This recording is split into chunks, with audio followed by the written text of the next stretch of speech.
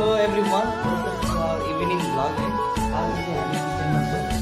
हाम्रो किचनमा चाहिँ 100जना सेफहरू हुनुहुन्छ। सेफदेखि लिएर हेड सेफदेखि लिएर असिस्टेन्ट सेफदेखि लिएर सबैजना। हाम्रो चाहिँ आज किचन स्पेसल भनेको मोमो स्पेसल है। कस्तो मोमो भन्दैछ एक्जिक्युटिभ सेफ र नगर भनेर सिनियर एक्जिक्युटिभ सेफमा है खुसी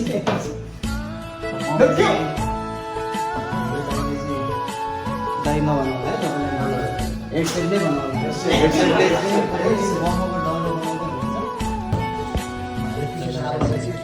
एकदम यम्मी यम्मी किमा चाहिँ रोटीभित्र हालेर डल्लो यस्तो मजा आएको छ सेप। यो चाहिँ के को लागि मोमो अचार त एकदमै स्पेसल भएछ। ल हाम्रो मेन सेफ चाहिँ भर्खर आएको छ। मेन हेड सेफ चाहिँ है ल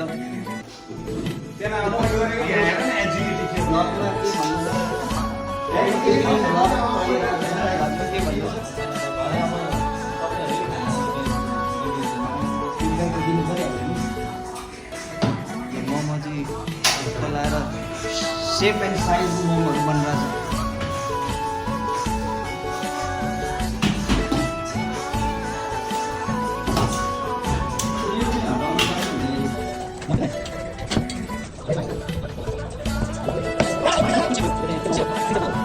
ल welcome to our evening vlog है।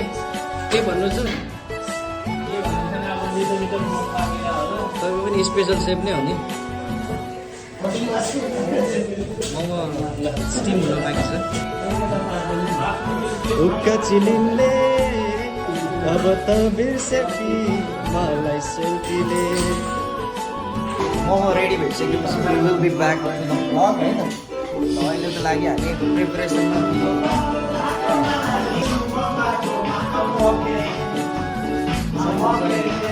अन्डर स्टोभ भइरहेको छ। बाहिर गडाइ गुडुङ भए पनि भित्र चाहिँ रमाइलो छ।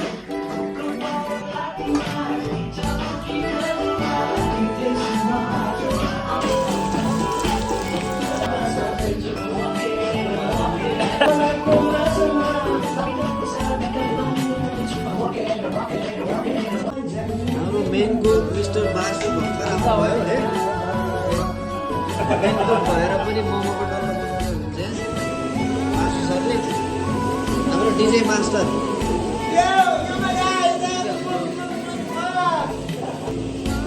कतिवटा डल्लो बन्यो मोमोको त लगभग सिदिन लागिसक्यो है।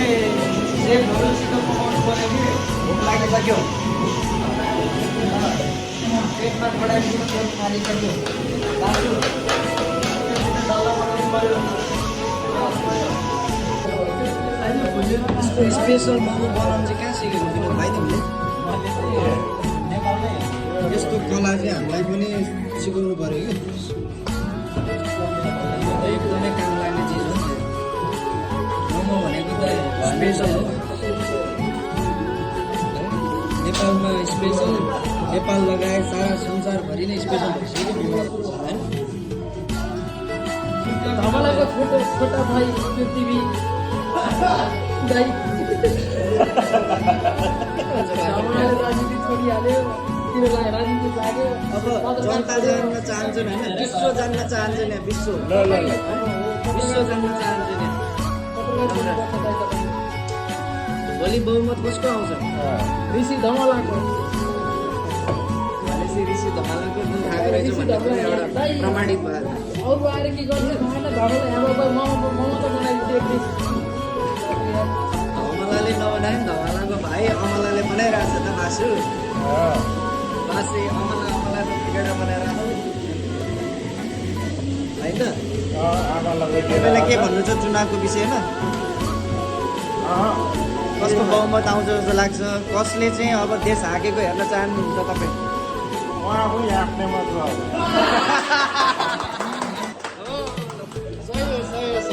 यस्तै मान्छे चाहिएको हामीलाई।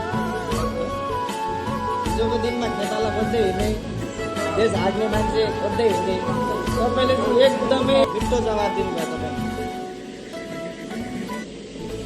हाम्रो विनोद भाइलाई चाहिँ कसले बहुमत लिएर आउँछ जस्तो लाग्छ तपाईँले? थाहा पाउनु पऱ्यो नि त। सूर्यले लिएर आउँछ कि रुखले लिएर आउँछ कि एमाले लिएर आउँछ कि रासोपाले लिएर आउँछ कि है लिएर आउँछ कि नतिजानै पऱ्यो नि अब। तर एक्सपेक्टेसन प्रेडिक्सन होइन भन्ने त हुन्छ नि त।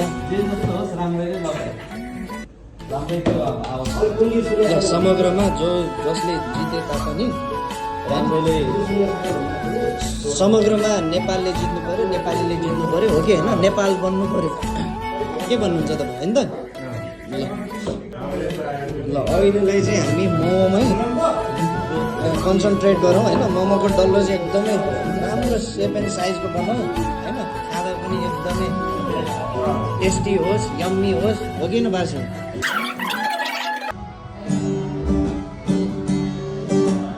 देउरालीको बर्फीमा सँगै कसम खाउला, बेहुली बनी बस्नु तिमी जति लिएर आउला।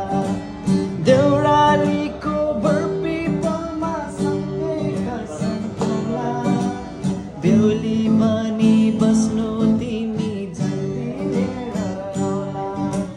शिरमा दिनु शिरबन्दी हातमा सुनको बाला, तिम्रै लागि सासेको छु स्वयंवरको माला। जोबन गए निर्माया निर्माया, आउँदैन है फेरि फर्केर। जोबन गए निर्माया निर्माया, आउँदैन है फेरि फर्केर। आँखा जुधे निर्माया निर्माया, नबस है तिमी फर्केर।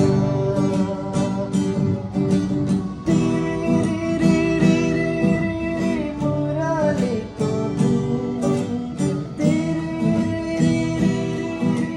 मुरालीको धुन, तिमी मेरो निर्माया निर्माया, सललला नम्बरी सुन, सललला नम्बरी सुन।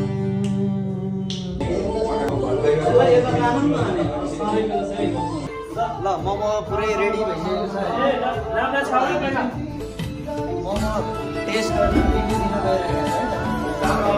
है त केटाहरू?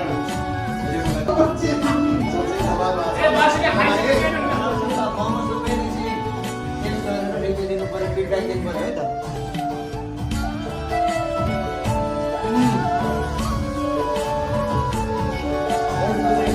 स्वादिष्ट मोमो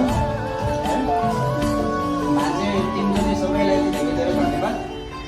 मिठो मोमो बनाएर खुवाउनु भएकोमा।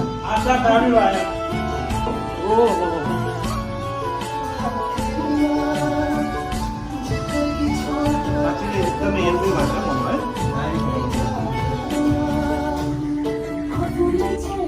विनोद भाइ तिमी त एकदम टेस्टी मोमो बनाउँदो रहेछौ त यार। भोलि पर्सि भविष्यमा हुने बुहारी नानीलाई चाहिँ एकदम सुगाउनु पर्यो। यति स्वादिष्ट मोमो बनाएर खुवाउँदो रहेछ। ल आजलाई यति नै। मोमो एकदमै स्वादिष्ट भयो है। एभ्री विकेन्ड चाहिँ मोमो खानुपर्ने अवस्था थियो है। अहिलेलाई चाहिँ यति नै। अब अर्को पालि चाहिँ हामी अर्को भ्लगमा आउनेछौँ है त। बाई बाई गर्नु ल।